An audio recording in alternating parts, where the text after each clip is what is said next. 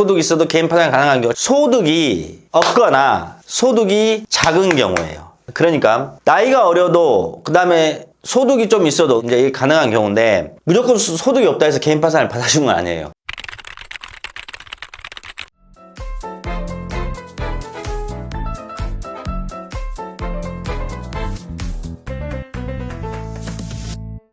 예, 여러분 이번 시간에 나이가 어리고 소득이 있어도 개인 파산 면책 가능한 경우에 대해서 좀 설명을 드릴게요. 회생이든 파산이든 여러분들 어떤 사무실 상담을 하시다 보면 개인 파산 얘기를 사무실에서 거의 안 꺼내는 경우가 많습니다. 왜 그러냐면 개인 파산이 여러분 좀 까다로워요. 실제 구체적으로 어떤 경우가 개인 파산인지 명확하게 나오지 않고, 채무자 회생 및 파산에 관한 법률에서는 지급불능 상태거든요. 지급불능 상태가 계속될 경우에 개인 파산 면책을 할 수 있다, 뭐 이 정도 나와 있어요. 그러니 겁나죠. 개인 파산이 넣었다가 안 될까봐. 그러니까 이거는 실무를 좀 많이 하신 분들이 이제 약간 감이 와요. 어떤 경우에 개인 파산 면책이 가능한지. 그래서 여러분들 개인 회생이 유리하냐 개인 파산이 유리하냐, 제가 예전 영상에서 말씀드렸는데 개인 파산이 훨씬 유리합니다. 여러분들, 자, 개인 회생의 원리는 이거잖아요. 내가 한 달에 소득 활동을 하면 내 생계비를 공제한 나머지 부분을 36개월 동안 납입해서 내 나머지 채무를 탕감받는 게 개인회생의 원리입니다. 근데 개인 파산은 현재에 완전히 빚장치를 하는 거죠. 내 개인 재산을 법원에 투입시키고 내 몽땅 모든 채무를 탕감받는 제도.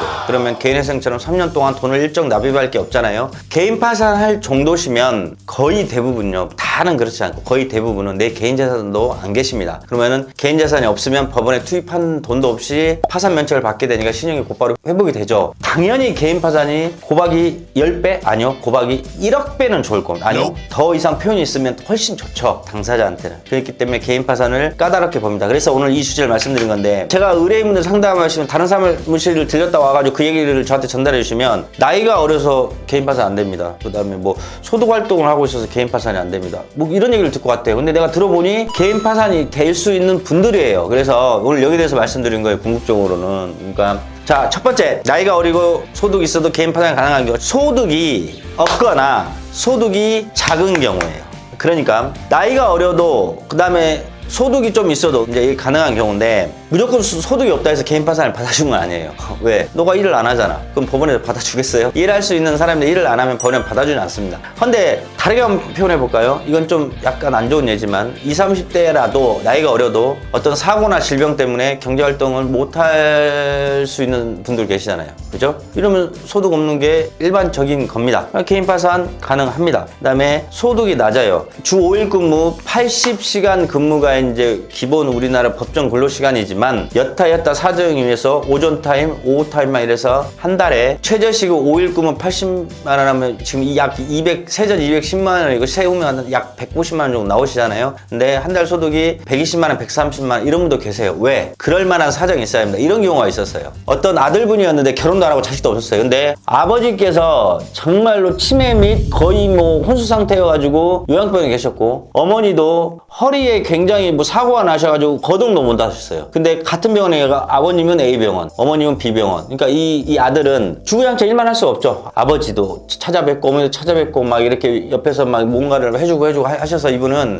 풀타임을 못 했고 반타임만 일하셨어요. 하루에 절반은 아버지, 그 다음 날은 절반 일하고 어머니, 이렇게 하셨던 분인데 이거를 법원에 다 소명했어요. 그래서 이분이 나이가 30대셨는데 개인 파산 면책까지 다 받으셨어요. 그러니까 소득이 낮았을 때 풀타임이 아니라 그렇게 일만 할 수 없는, 또 이런 경우도 있을 거 아니에요. 아이를 출산해서 완전히 처음 그 다음 날 또 완전히 풀타임 일을 할 수 없을 거 아니에요. 그러니까 이럴 만한, 길게 막 2년 3년 5년 동안 일을 못할 만한 사정이 있으면 소득이 작고 이래도 개인 파산이 가능합니다. 그 다음에 소득은 법정 최저시급만큼 받아요. 하지만 그 소득 자체가 개인회생법에 정한 최저생계비가 안 되게 되면 개인 파산 가능해요. 예를 들어서 이런 거예요. 아까 말씀드렸죠. 5일 근무 80시간 우리나라 지금 법정 최저시급 계산하면 한 달에 실수령액이 190만 원이란 말이에요. 근데 A라는 사람이 있었어요. 근데 뭐 여타 이유를 다 제외하고 어쩌다 보니까 애가 한 명 있었단 말이에요. 미성년자. 그러면 두 사람이잖아요. 2인 지금 개인회생법에 정한 최저생계비가 236만 원입니다. 한 달에. 그러면 이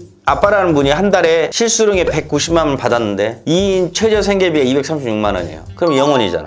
변제할 변제금이 전혀 나올 수가 없죠. 그러니까 이런 분들 최저생계보다 더 적게 벌면 당연히 개인 파산 받아줍니다. 아셨죠? 소득이 작거나 소득이 낮거나 소득활동을 근로기준법에 5일 80시간 근무해도 최저생계보다 낮은 경우. 그 다음에 두 번째요. 채무 액수가 완전히 고액이면 이것도 개인 파산 면책이 됩니다. 왜 그러냐면 자 예를 들어 드릴게요. A라는 한 사람이 있었어요. 한 달에 실수령이 200이었단 말이에요. 1인 생계비가 지금 144만 원이거든요. 그럼 한 달 변제금은 200 마이너스 144 하면 56만 원이 나와요. 56만 원씩을 36개월 계산을 하게 되면 약 한 2천만 원 정도 나오거든요. 그런데 이 A라는 사람을 이렇게 표현할게요. 개인 채무가 3억이라고 가정할게요. 그러면 이 사람은 변제금 3년 납입해봤자 약 2천만 원인데 채무가 3억이에요. 그러면 이 원금의 몇 퍼센트예요? 2천만 원이면 약 6%죠. 3억에 6%면 1,800, 6몇 퍼센트죠. 이렇게 열심히 개인에서 돈을 노동을 해서 돈을 갚아봤자 변제율이 3%, 4%, 5%, 6% 이렇게 나오면 개인 파산 됩니다. 왜? 그렇게 3년 갚아봤자 아무 의미가 없는 거예요. 왜? 3억이라는 원금 자체는 열심히 일해서 변제해봤자 6%인데 판사님이 6% 정도면 이거는 갚으나 마나하는 의미이기 때문에 그냥 개인 파산을 받아주게 되는 겁니다. 이러한 것들이 다 가능한 거예요. 그런데 제가 첫 번째, 두 번째 나이가 어려도 개인 파산 면책 되는 경우 첫 번째, 두 번째 말씀드렸잖아요. 근데 전제가 하나 있어요. 개인 파산이 개인 회생보다 훨씬 좋다 했잖아요. 그러니 개인 파산 하신 분들은 주식, 코인, 도박, 낭비, 사치, 사행성 자체가 없어야 됩니다. 있더라도 약간 미비해야 돼요. 왜 그러냐면 개인 파산은 신청 채무자한테 너무 좋은 제도로 했죠. 그러면 신청 채무자한테 좋다는 말은 채권자들한테는 가혹한 겁니다. 왜? 한 푼도 못 받으니까. 예를 들어서 그 신청 채무자 영원이면. 그렇기 때문에 재판부에서는 주식, 코인, 도박, 낭비, 사치, 사행성들이 상당수가 있다. 그러면 너는 개인 파산 면책 못해져 있어. 대부분 면책 불허가. 그래서 여러분들 나이가 어리시고 소득이 어느 정도 있으셔도 개인 파산을 할 수 있는지 여부, 개인 파산 면책을 할 수 있는 여부는 정말 개인 파산 면책을 많이 해본 사무실에 가서 전문적으로 상담을 받아보시기 바랍니다.